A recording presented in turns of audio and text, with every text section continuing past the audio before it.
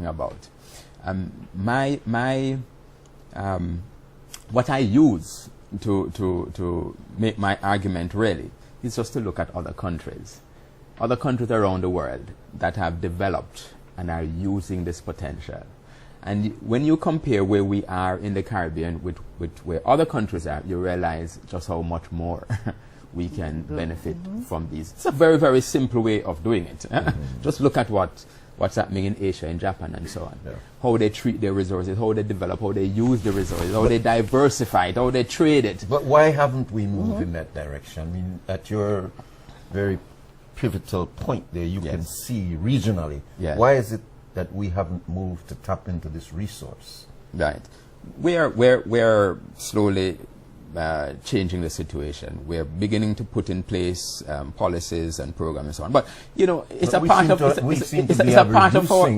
Belize. It's a part of our. It's instead a part of expanding. Well, it's a part of our development. I mean, it's a complex industry. It's not so simple.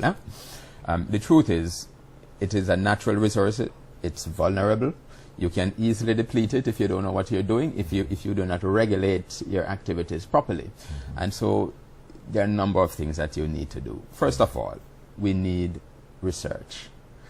In other words, we need to make decisions on the basis of knowledge, knowledge of what is happening. And the fish stocks and the marine ecosystems and the ocean environment is very complex. It is expensive, it is difficult to do the research that we need to understand the dynamics and to be able to understand the status of the resource and how best to approach the development, the exploitation, the regulation, the management, the conservation, and so on. But fundamentally, these are natural resources that we have in the seas around us, in the coastal waters and in the waters further away, because we have in most countries what we call 200 miles exclusive economic zone, which is jurisdiction in an area up to 200 miles away. And if you have continental shelf below the sea, that can be extended for another 150 miles. So it's massive ocean but space. Most of us don't use that. Right, most of us are not using it. Most of the fishing activity in Belize, for example, is concentrated in the back reef area. But in these big countries that you spoke about, they have invested in trawlers, they've invested in huge vessels that are out at sea all week, just gathering in. And that's right. I don't see any area in the Caribbean that we have moved to take advantage of our fish resource in that way. All right, let me come to that. But okay, so I mentioned the research needs and the data collection. We have to do this. We have to invest in this so that we make decisions on the basis of good scientific information. And then we have to talk about the technology. The technology enables us to harvest the different resources. Now, one of the things that we have in the Caribbean is that we have a high biodiversity. So in some countries, what they have one or two species, and they have a lot of one or two species. So their strategy for harvesting is just targeting these few species.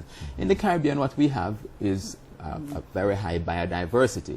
And likewise, our strategy ought to take this into account and focus on utilization of many different species, because biodiversity is just another name, which is to say we have many, many species. So we have to take this into account. Now, some of the species that we have are not in great abundance, so that we can invest 1,000 boats into harvesting them. They may be able to support a few communities. But the challenge is for us to, on the basis of science and our understanding of the facts and the dynamics of the resource, to be able to develop a harvest strategy that is consistent with the productivity of the resource. So maybe 10 families can be supported and make a decent living from that. We have to then have the system in place to allocate the resource to those persons or communities, and then to control and regulate their activities so that it doesn't expand. Because one of the challenges with fisheries is that, as it is now, it's hard to police. It is hard to police. It is so very often called common property. So everybody just get in and then you have overexploitation.